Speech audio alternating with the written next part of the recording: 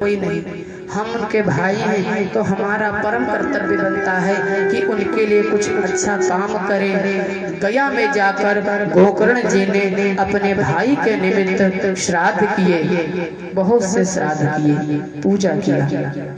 एक बार गोकर्ण जी घूमते घूमते अपने घर को गए, देखा घर में चारों तरफ सब गंदगी है, जाले लगे हुए हैं। गोकर्ण जी को दुख हुआ।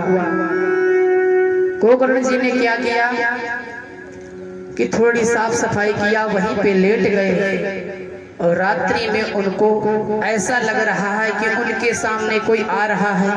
कभी वह भेड़ का बच्चा बन जाता है, कभी आग का गोला बन जाता है, कभी सैनिक बन जाता है, अनेक रूप धारण करता है। गोकर्ण जी ने हाथ में जल लिया, कहा देखो जो भी है सामने आ जाओ, मैं भस्म कर दूंगा। तो हाथ जोड़ के रोने लगा। क्या कहता है?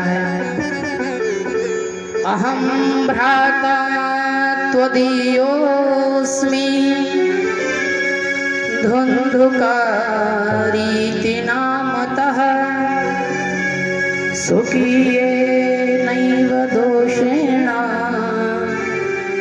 ब्रह्मत्वं नाशितं मया।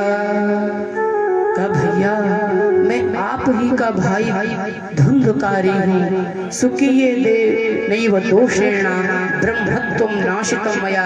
भैया देखो मेरा जन्म तो ब्राह्मण के कुल में हुआ था, पर मैंने अपने ब्राह्मणत्व को नष्ट कर लिया। अब बताइए मैं क्या करूँ? मेरा कोई उपाय कीजिए, क्योंकि मैं बहुत परेशान हूँ। ये जो सबसे बुरी योनि है ये प्रेत योनि है, इसको कुछ नहीं मिलता, केवल दंड मिलते हैं चारों तरफ। गोकर्ण जी कहते भैया तुम्हारी ऐसी दुर्गति क्यों हुई? तुम्हारे लिए तो मैंने गया में जाके श्राद्ध किया था। धुंधुकारी कहता है गया श्राद्ध सतिर नापे मुक्तिर में न भविष्यति। कहा भैया सैकड़ों श्राद्ध भी जाके कर लोगे, मेरी मुक्ति नहीं होगी। तो कहा ऐसा क्यों? कहा मैंने ऐसा कोई पाप नहीं था जो मैंने नहीं किया हो, सारे मैंने पाप किए हैं, तो मेरे लिए कुछ बड़ा करो।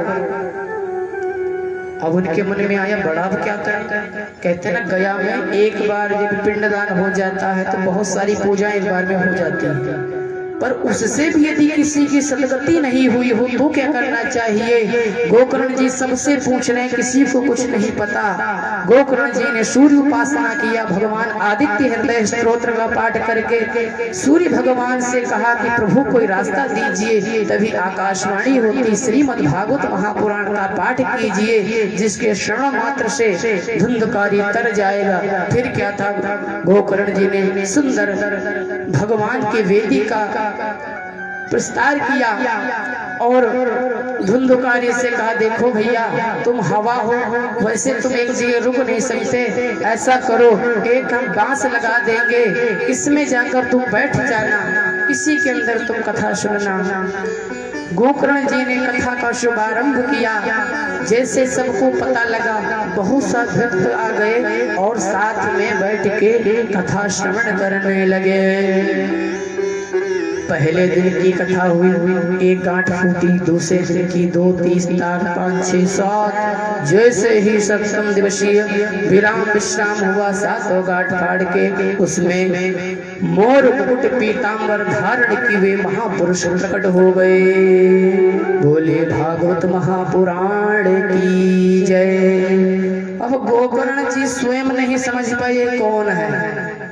कह रहे महाराज आप कौन? धुंधुकारी कहता भैया पहचान नहीं पाए, हम आपके ही भाई हैं।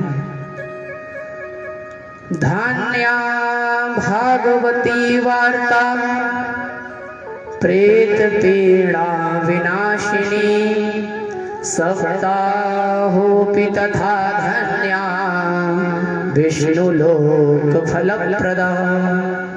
का धन्य है भागवत, इनके सुनने से ही मेरी सदगति मोक्ष गति हो गई।